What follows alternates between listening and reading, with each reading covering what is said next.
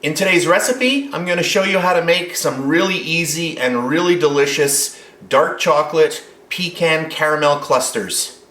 I have some homemade caramel in a piping bag, and if you want to see a recipe on how I made this, there is a link in the description box below this video. I have taken some pecans and I've just chopped them up into very small pieces with my kitchen knife.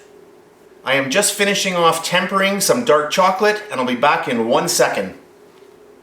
So I'm just going to get my nice dark chocolate right in. That looks good. That's enough for this recipe.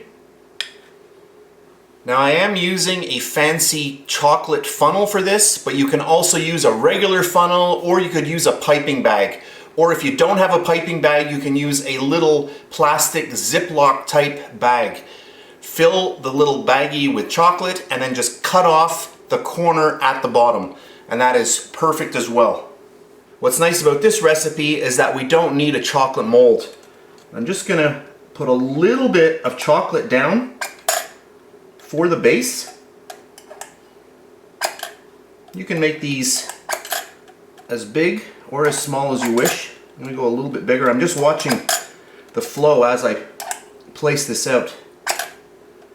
And you have to put the chocolate first because the pecans have to be sitting in something.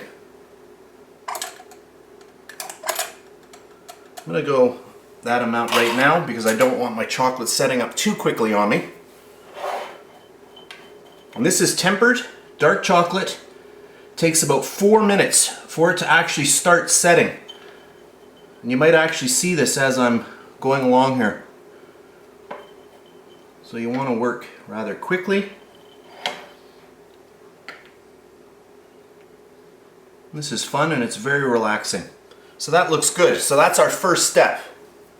So now I'm ready for our next step. I've got my homemade caramel in a little piping bag, just with a little tip, and this tip is the same one that you would use for filling donuts, and this is a 230 tip.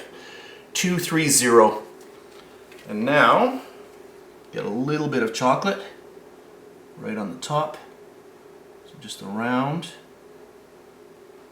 And this is flowing nicely because I did heat it up with my hand before, just before I started the video again.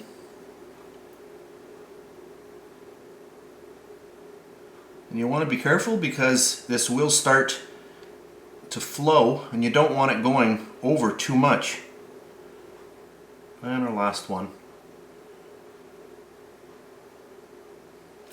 And that one there, I added a little bit too much, now it's going to go over. But that's okay. Then right away for our last step, I'm just going to come in with the chocolate again. And I just want to get a little chocolate right on the top there. Just like that.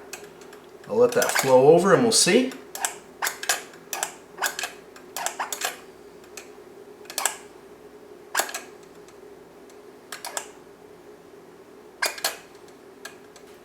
If I leave this on the table for a good 10 minutes or so, they will firm up, but because I want to get this video done and I want to show you this a little faster, I'm going to pop this into my fridge for about 5 minutes. So I guess we're going to cut into that one right there. I'll just get my knife right through it. Let's turn it around. And I'll show it what it looks like close up here. There we have it. Yum. So there we have one. I think I'm going to cut into another one.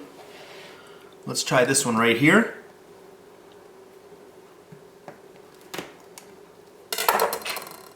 Let's bring that one around. I think I could have done a better job at the caramel, but you saw how much I put in there.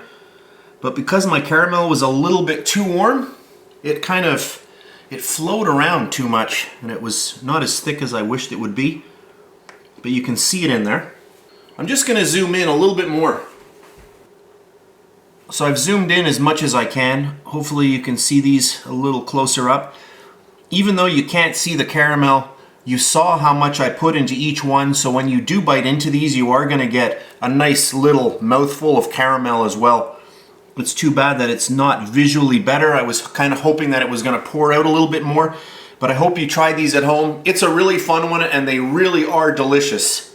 So that's it for this really fast video. I hope you enjoyed it. If you're on Facebook, check me out, facebook.com/BakeLikeAPro. That's it, and I'll see you next time. I have to go in for a little bite. That's really yummy. I hope you try this out. Very good.